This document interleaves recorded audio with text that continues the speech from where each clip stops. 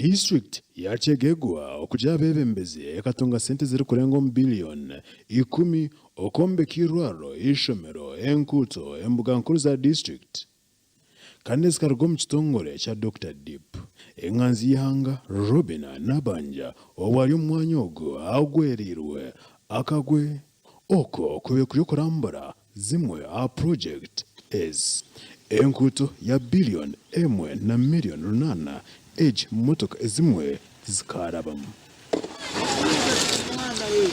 The Prime Minister special at swamps. Omukyeya,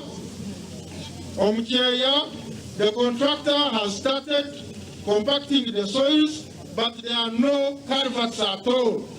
You must have already witnessed this as we are crossing.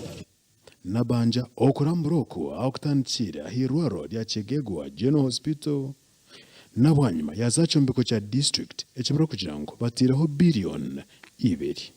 District ya Chegegwa kubemwe a district eziri kuturamu empunji mu Uganda Dr. Deep ekasharamo okubakwatiraho Chegegwa nebarwamo empunji ziri kurenga mitwaro 13 ezinistura omukampu ya chaka ya kabiri abebemeza hano basimire Nabanja abo kuyikomwanya ogu nangwa na contract zabamwe aishadizem. Abange omulimu gakutandika mu April obwire onatandikire mu mulimu bukaluwire bwenjura. Minister, I respect you, you know, but we cannot condone inefficiencies.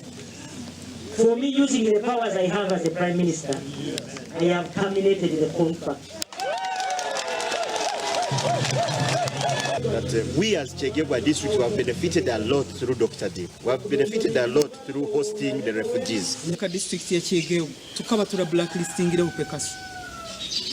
Somehow nkokwe bya Uganda abantu bari kurungutaniza ningira yagaruka ya buying his way.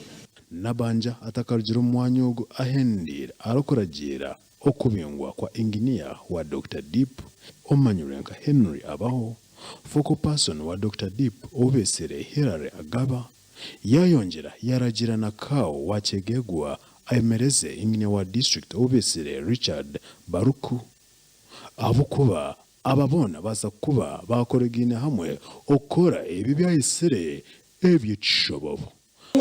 The engineer for Dr. Deep, your contract is also terminated. If you want to work with the Prime Minister's office, please do the best. Amakuraga gasha ko Philip Murangira omuri Chegegwa.